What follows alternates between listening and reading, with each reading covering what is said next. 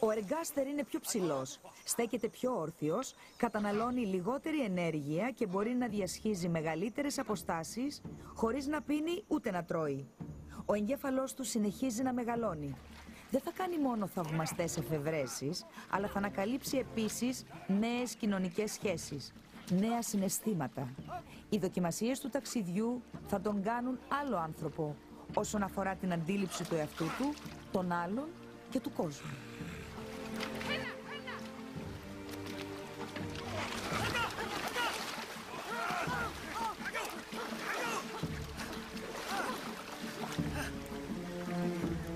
Αυτός ο άνθρωπος έχει τώρα συνείδηση ότι αποτελεί μέρος μιας ομάδας, ότι η ομάδα τον προστατεύει και ότι η επιβίωση της ομάδας εξαρτάται από τον καθένα.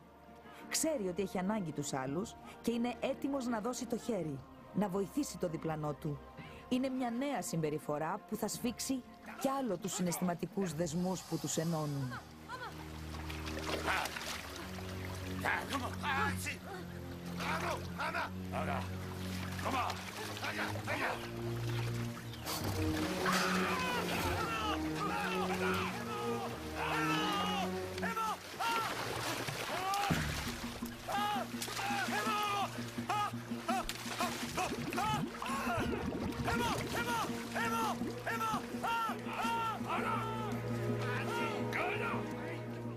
Η απώλεια ενός γνωστού είναι σπαραγμός.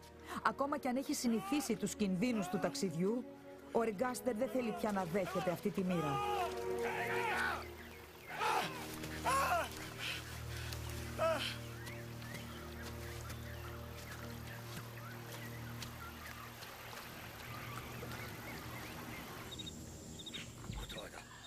Η ομάδα σταμάτησε για να ξαναβρει τις δυνάμεις της, αλλά ένα σύννεφο θλίψης πλανιέται από πάνω τους.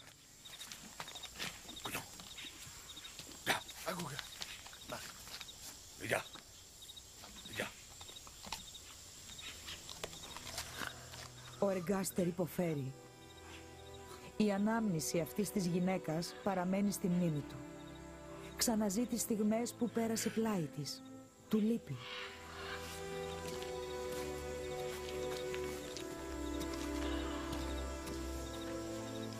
Ο εργάστερ δεν καταλαβαίνει. Είναι εκεί στο κεφάλι του, αλλά όχι πια στο πλάι του. Γιατί? Και τι κάνει να κυλάει νερό στο πρόσωπό του? Δεν θα ξαναγυρίσει. Ο εργάστερ αρχίζει να κατανοεί το χρόνο που περνάει. Ίσως σκέφτεται το θάνατο. Το δικό του θάνατο.